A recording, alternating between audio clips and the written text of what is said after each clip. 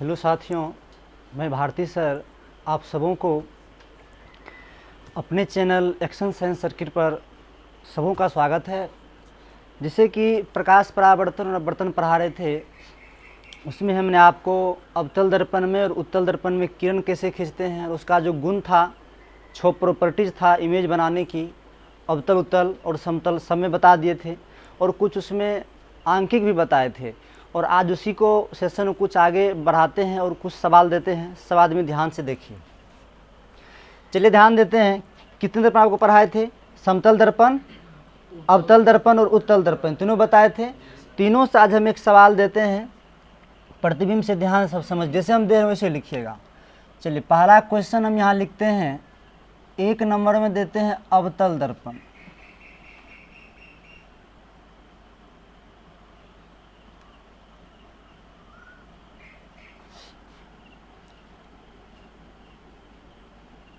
दो नंबर में है उत्तल दर्पण।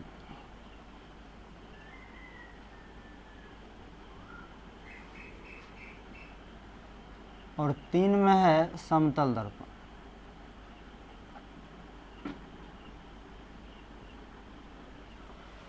तीनों दर्पण पढ़ाए हैं। इन तीनों से 4-5 क्वेश्चन हम चलते हैं, आपको जवाब देना है, समझ गए ना। चलिए पहला क्वेश्चन हम लिखते हैं।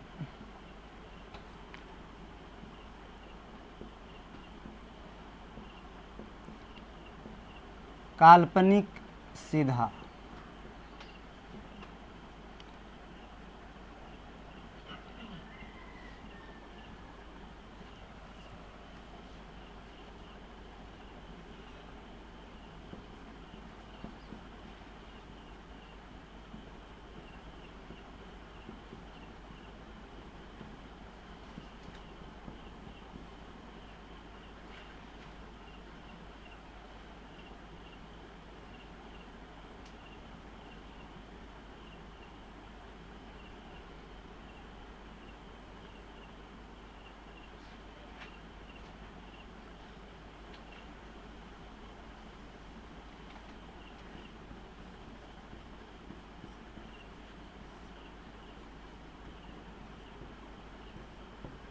चलो और सवाल चलते हैं। एक हम बना के देते हैं कैसे बनाना है। जैसे देखिए यहाँ पर क्या है, काल्पनिक सीधा है। तो काल्पनिक है और यहाँ पर सीधा है, तो आपको यह बात सोचना है जो काल्पनिक प्रतिबिंब जो है 1 में बनता है कि 2 में बनता है कि 3 में बनता है कि सब में बनता है, ये बताइए। लेकिन यहाँ क्या लिखा हुआ काल्पनिक सीधा, तो क्या तीनों में बनता है कि 1 में बनता है? तीनों में बनता है ना। इसमें भी देखे थे, इसमें भी यहाँ लिख लेंगे आंसर में से 1, 2 और 3 ऐसे करके लिख लेंगे, बस समझ गए ना। इसी तरह से आपको देना वास्तविक बराबर किस में बनता है, काल्पनिक छोटा किस में बनता है, एवं प्रस्ताव में लिखते चलिए जल्दी से, फास्ट में लिखिएगा।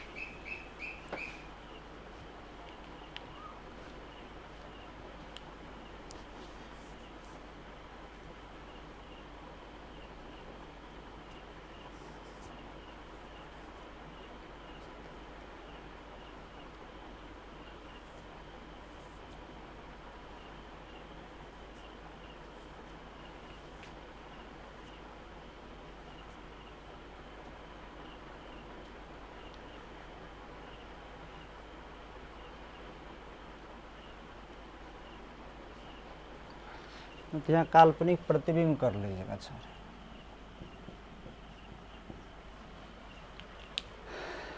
मैंने फुर्ती जल्दी से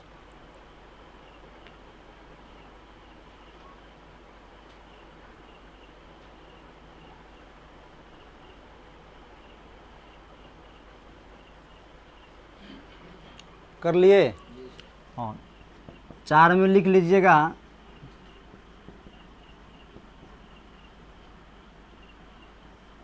वास्तविक प्रतिबिंब वास्तविक होना चाहिए और बड़ा होना चाहिए। बताइए ये किस में बनेगा? वास्तविक होना चाहिए और बड़ा होना चाहिए। किस में होगा? वास्तविक और बड़ा। अवतल में होगा। बना चलिए। अगर सिर्फ वास्तविक प्रतिबिंब दे दिया जाए तब बताइए तो। अगर सिर्फ वास्तविक प्रतिबिंब देंगे तब क्या होगा? क्या होगा? क्योंकि अवतल दर्पण ही है जो एमे वास्तविक प्रतिबिंब बनता है। बात समझ गए ना। और सब में क्या बनता है जी, काल्पनिक बनता है। लिख लीजिए इसको। अच्छा एगो बताइए तो, प्रतिबिंब काल्पनिक, सीधा, छोटा, इसमें बताइए तो। प्रतिबिंब काल्पनिक होगा, सीधा होगा, छोटा होगा, बताइए, बोलिए। अब ध्यान दे गधवन, उत्तल दर्पण होगा तो कितना नंबर दीजिएगा यहाँ पर? 2 नंबर। बात समझे? क्योंकि उत्तल दर्पण में वस्तु का प्रतिबिंब हमेशा छोटा बनता है। नहीं दिखाए थे, 2 कंडीशनें था। आप ध्यान से सुनो। 68वीं में भी एग्जाम आया, तो मतलब क्वेश्चन आया थे, जिनको एग्जाम रद्द हो गए थे। देखिए उसमें यह क्वेश्चन आए थे, जो निम्नलिखित में कौन ऐसा दर्पण है जिसमें बड़ा, छोटा और बराबर तीनों का प्रतिबिंब बनते हैं। अवतल क्वेश्चन दिया था, अवतल दर्पण, उत्तल दर्पण और समतल दर्पण। बुझ रहे हैं बात को? तो कौन दर्पण होगा? अवतल दर्पण होगा। अवतल में देखिए छोटा भी बना है, बड़ा भी बना है और बड़ा भी बना है। और यही दर्पण ऐसा है जिसमें वास्तविक प्रतिबिंब बनता है और काल्पनिक प्रतिबिंब बनता है। यही दर्पण, यहीं पर हम दे देंगे वास्तविक प्रतिबिंब और काल्पनिक किसमें बनता है, तो क्या नंबर होगा? 1 नंबर होगा। क्लियर इस चीज़ को? चलिए अगला क्वेश्चन लिखिए सब आदमी। इससे क्वेश्चन नहीं छूटेगा इस सवाल से। ले क्वेश्चन लिखिए। अच्छा यहाँ बोल दीजिए, यहाँ क्या देंगे? अगर वास्तविक बराबर है तो इसमें कौन दर्पण दीजिएगा? 1 नंबर।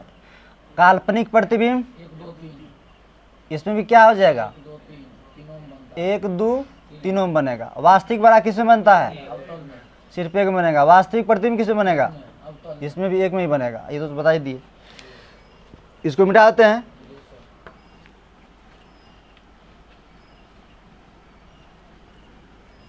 क्वेश्चन समझ गए सब आदमी? चलिए अगला क्वेश्चन लिखिए। तो लिखिए, अवतल दर्पण में, क्वेश्चन लिखिए, अवतल दर्पण में जैसे जैसे, अवतल दर्पण में जैसे जैसे वस्तु को, अवतल दर्पण में जैसे जैसे वस्तु को दर्पण के पास लाते हैं, दर्पण के पास लाते हैं, वैसे वैसे वैसे वैसे वैसे वैसे प्रतिबिंब दर्पण से, प्रतिबिंब दर्पण से, प्रतिबिंब दर्पण से डैश मार के ऑप्शन ए लिखिए, पास आते जाता है। ऑप्शन ए में पास आते जाता है।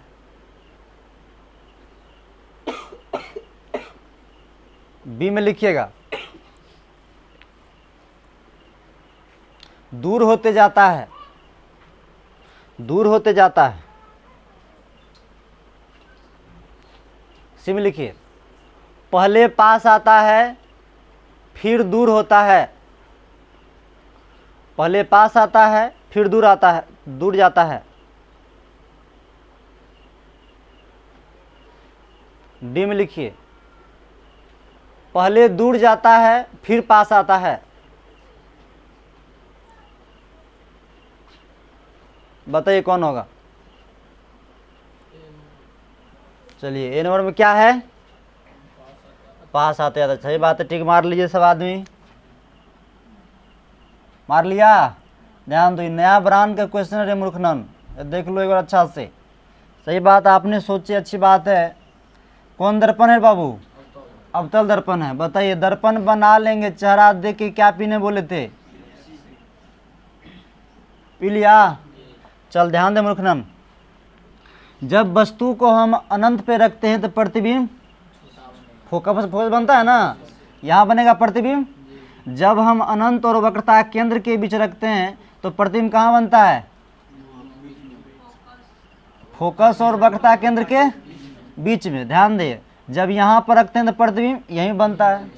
जब यहाँ वस्तु रखते हैं तो प्रतिबिंब, जब आप ध्यान दो, जब यहाँ रखते हैं तब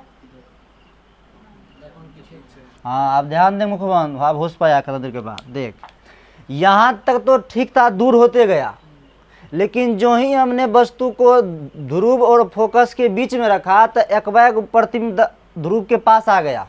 तो ध्यान दो, पहले तो दूर गया और फिर पास आ गया। तो ध्यान दे, कई मैं ऑप्शन, तो डी नंबर मारिए, समझे ना, पहले दूर गया फिर पास है। बहुत ही अच्छा क्वेश्चन था, कैसा लगा रे? चल अगला क्वेश्चन लिखिए। हाँ, एक बात और याद रखना, अगर यह कंडीशन लगा दे जो हम वस्तु को फोकस तक रखेंगे तब ठीक था, दूर होते जाएगा। ये दूर हो रहा है ना, जैसे जैसे वस्तु को नजदीक रहते प्रतिबिंब दूर होते जा रहा है ना, नहीं बात समझ में आया? चलिए अगला क्वेश्चन लिखिए। तो लिखते हैं, एक अवतल दर्पण की फोकस दूरी 15 सेंटीमीटर है।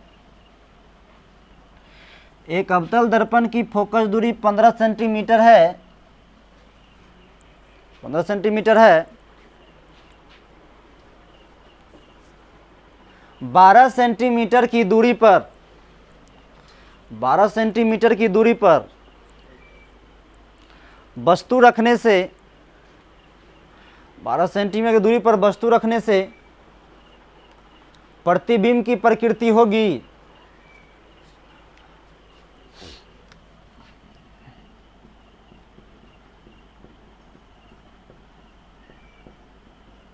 चलो ऑप्शन लिखिए, ध्यान से बनाइए।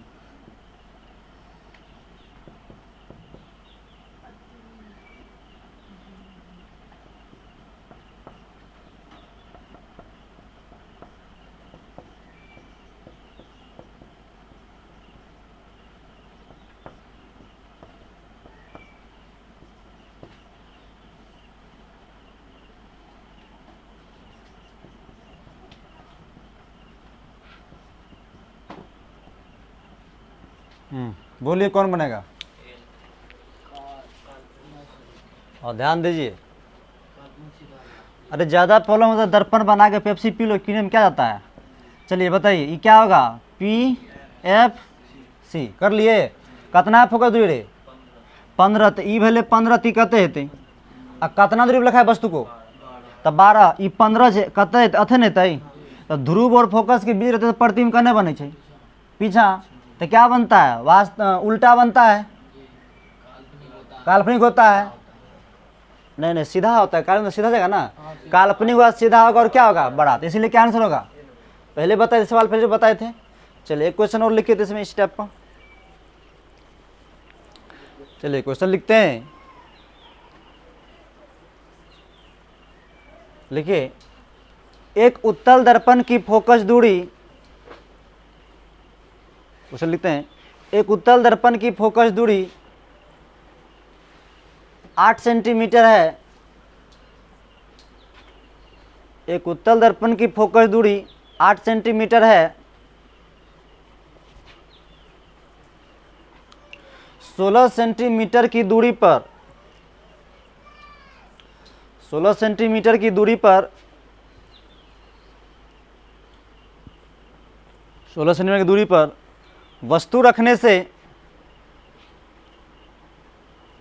16 सेंटीमीटर दूरी पर वस्तु रखने से प्रतिबिंब की दूरी होगी, प्रतिबिंब की दूरी होगी। चलिए पहला ऑप्शन लिखिए, लिखिए 16 सेंटीमीटर से कम। ऑप्शन में 16 सेंटीमीटर क्या लिखे? 8 से कम दीजिएगा, लिखिए 8 सेंटीमीटर से कम लिखिए, 8 सेंटीमीटर से कम दिए। बीम लिखिए 16 सेंटीमीटर पर, 16 सेंटीमीटर पर। सी में लिखिए 16 सेंटीमीटर से अधिक, 16 सेंटीमीटर से अधिक। डी में लिखिएगा 8 सेंटीमीटर से अधिक परंतु 16 से कम, परंतु 16 से कम। चलिए बोलिए, बनेगा? हाँ बोलिए, कौन होगा?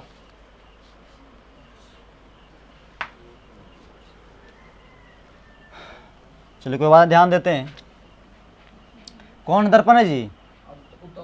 उत्तल दर्पण है। तो बताओ कैसे चलेगा, इधर कि उधर? चलिए ऐसे बना दिए। और तो पेप्सी किधर पिएगी, इधर कि उधर? चलिए पी ली पेप्सी। आप एक बात यहाँ ध्यान दो, बच्चा क्या करते हैं। अच्छा चलो ये बता दो, फोकस कितना बताइए? 8 ही है, तो भी कितना होगा? अब वस्तु कितना रखे हैं? तो 8 8 16 कहाँ बन गया रे? वक्ता केंद्र पे शिव बनेगा, तो वही ठोक बन वो करना, ध्यान देना चाहिए। तो एक बात ध्यान दो, वस्तु क्या हम इधर रखते हैं? इधर रखते हैं ना जी। तो वस्तु किधर रखेंगे तो ध्रुव से कोई भी दूरी मापते हैं, तो इधर न होगा 16 सेंटीमीटर। तो 16 जब मान लीजिए ध्रुव है, यहाँ पर 16 सेंटीमीटर मान लेते हैं, तो वस्तु कहाँ गया? ध्रुव और अनंत के बीच में गया। तो ध्रुव और अनंत के बीच में जाता है, तो प्रतिबिंब कहाँ बने छे बाबू? पी और एफ के बीच बनता है। तो पी और एफ के बीच बनेगा, तो बीच में कहीं बनेगा। तो बीच में कहीं बनेगा, तो 8 से कम हुआ का अधिक हुआ कि ज्यादा हुआ? 8 से कम गया ना, पहले क्या होगा बोल? हाँ अच्छा बोल। तो जब वस्तु को अनंत पे रखते तब 8 से अधिक की 8 के बराबर होता? हाँ रटवन को वन से रहे। अरे अनंत पे रखते तब फोकस पे न प्रतिबिंब बनता गधवन, तो 8 सेंटीमीटर के बराबर न होता गधवा। अच्छा बोलता वस्तु अगर हम 40 सेंटीमीटर होते तब कहाँ बनता? कितना पा? 40 सेंटीमीटर दूरी वस्तु रखते तोरे, तब कितना बनता? 8 से कम का 8 ज्यादा कहीं बनता? 50 पे तब 60 पे तब कुछ रे कहो तब कमे बनेगा। हुआ क्लियर? नहीं समझ का बन, चलो लिख ले इसे। तो क्या होगा? 8 से अधिक ही कम होगा? 8 से कम मार ले। क्या लेवल आ रहा है? चलिए आप तीनों दर्पण वालों यूज पढ़ेंगे, समझ गए ना? समतल दर्पण वो यूज नहीं पढ़ेंगे 10वां वाला। हजामत बनाने में क्या आता है उस तो आपने पूछ दिया। यहाँ हमें लेवल के क्वेश्चन पूछेगा, बुझ रहे ना? चलिए स्टार लिखिए, ये दिए स्टार लिखिएगा। उत्तल दर्पण के उपयोग, नंबर 1 में लिखेंगे, ऐसा लिखिए उत्तल दर्पण के उपयोग। चलो नंबर 1 में लिखिए, मोटर गाड़ी के साइड मिरर में, मोटर गाड़ी के साइड मिरर में, नंबर 1 में लिखना है, मोटर गाड़ी के साइड मिरर में।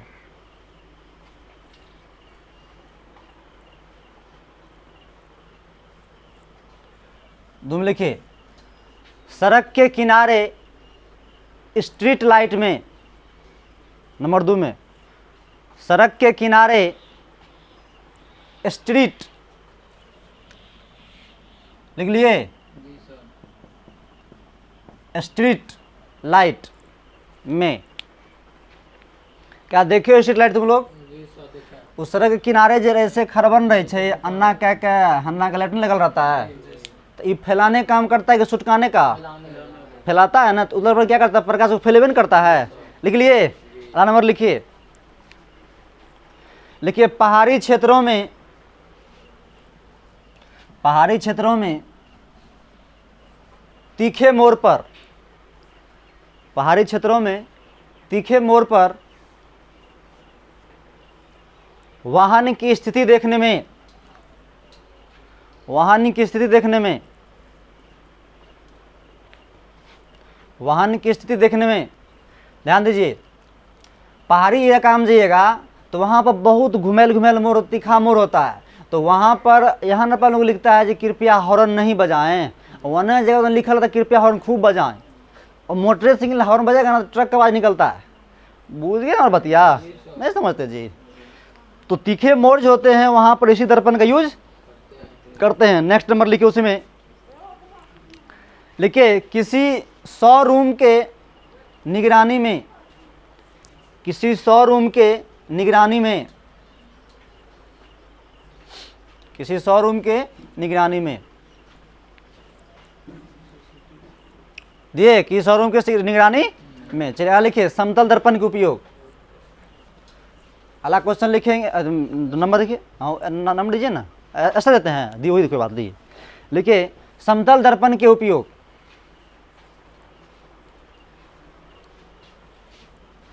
चलो समतल दर्पण जानता ही होगा, जब लेडीज की शादी हो तो लड़की उड़की कौन रूम में देता है? ड्रेसिंग रूम देता है, ड्रेसिंग रूम देता है ना। तो ड्रेसिंग लिखिए वहाँ पर, ए नंबर लिखिए, लिखिएगा ड्रेसिंग टेबल में, ड्रेसिंग टेबल में अगला लिखिएगा सजावट के सामग्री में, सजावट के सामग्री में दो में लिखना है प्रियस्कोप में, प्रियस्कोप में देखे हो प्रियस्कोप तुम लोग? नहीं देखे हैं? देखिए ये जो है आप भी बना सकते हैं, कोई भारी बात नहीं है। देखिए और यह जो दिया जाता है सेना सबको दिया जाता है, समझे ना, क्योंकि ऐसे होता है प्रियस्कोप, ध्यान दीजिए।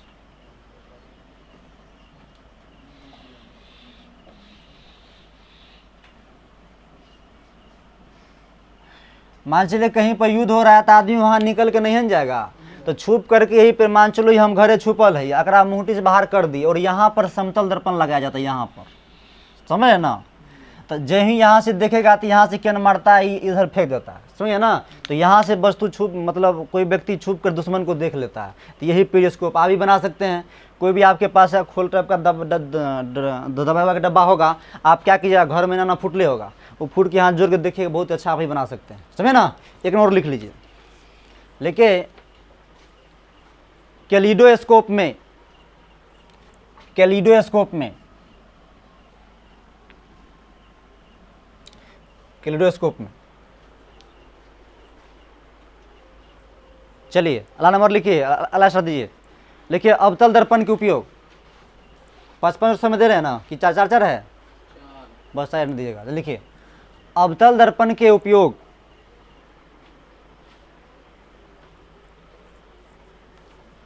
लिखिए नंबर 1 में लिखिएगा, लिखिए हजामत बनाने में, हजामत बनाने में, हजामत बनाने में ध्यान दो। अगर इससे पूछ दे हजामती दर्पण किसे कहते हैं, समतल अवतल उत्तल, तो किसमें मारेगा रे? कोई उत्तल बोल रहा है, बूझ रहे हैं बात, कौन दर्पण बोलिएगा? अवतल की नहीं समझ, हजामत में शरीर में समतल, समतल मार देंगे। वो थोड़ा महंगा भी आता है और वहाँ पर एक ही कंडीशन होता है, ध्रुव और फोकस के बीच तभी सीधा बनता है, बाकी कंडीशन उल्टे बनता है, समझे ना। चलिए लिखिए अगला नंबर लिखिए, सोलर कुकर में, सोलर कुकर में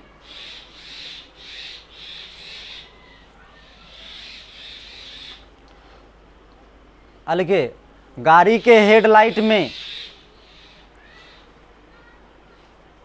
गाड़ी के हेडलाइट में लिखिए डॉक्टर द्वारा, हम लिखना है डॉक्टर द्वारा रोगी के, डॉक्टर द्वारा रोगी के नाक, कान तथा गला देखने में, गला देखने में। तो चलिए आज ने हम आपको कुछ न्यूमेरिकल बताए और जो है समतल दर्पण, अवतल और उत्तल का सबका यूज बताया था। आज वीडियो हम यहीं रोकते हैं, आगे के लेक्चर हम आगे लेके आएंगे। ओके, धन्यवाद।